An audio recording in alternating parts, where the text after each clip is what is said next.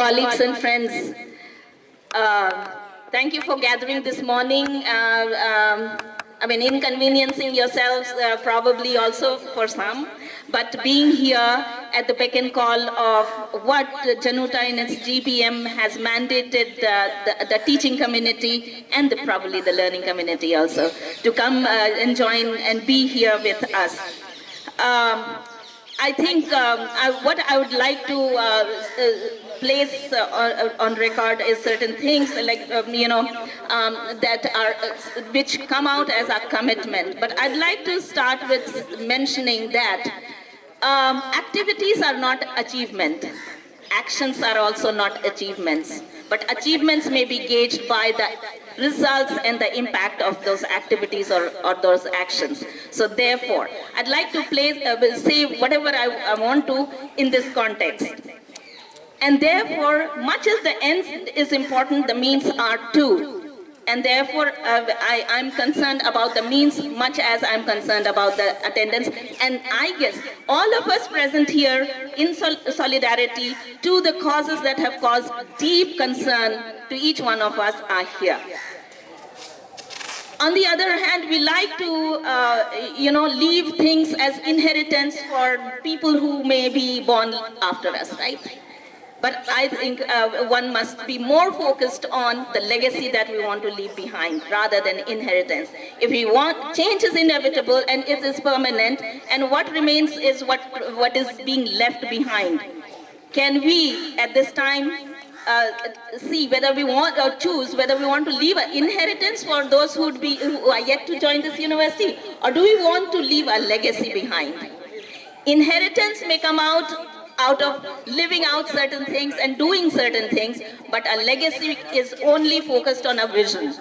And therefore, I would like to place on record all those who have been, all the former JNUTA teams and individuals in this teaching community who have worked towards this vision of education, higher education, especially the mandate which JNU has taken forward and has been committed to till now, the vision which is very committed to access, the vision which is very committed to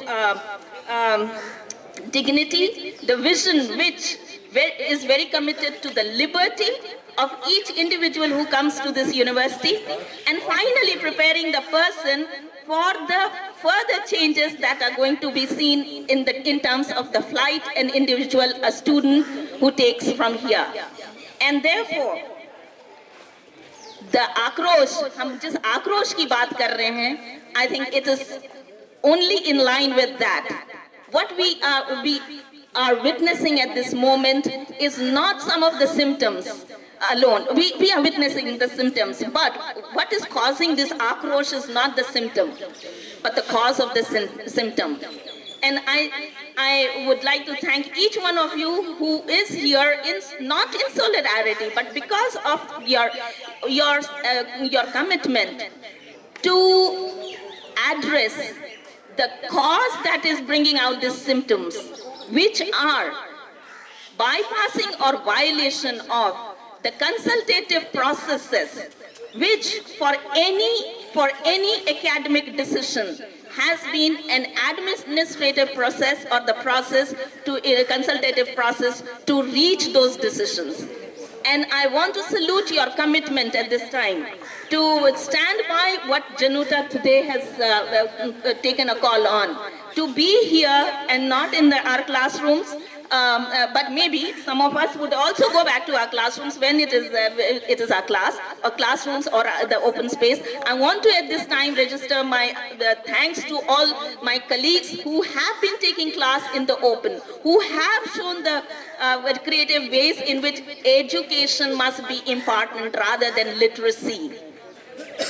And therefore, if you and I are committed to education and not literacy, we like to ensure participation. And probably, if it need be, we need to address the issue of absenteeism, not being absent. And therefore, I mean, these are some of the symptomatic things we agree, and there are many more because it seems like a chain reaction from one circular to the other. And I think in order to address this chain reaction or stop the chain reaction, the only way out seems to be at the moment that we address this process, we address this phenomena of not regarding the consultative process of administrative process of doing the consultation through the statutory bodies and in order to take any academic decision. And therefore, at this time, as we are here to express our commitment to this, to the character of the university, which has allowed through the policy and the vision which I was talking about in terms of commitment to access, commitment to dignity, commitment to liberty, which can come from education. I would at this time like to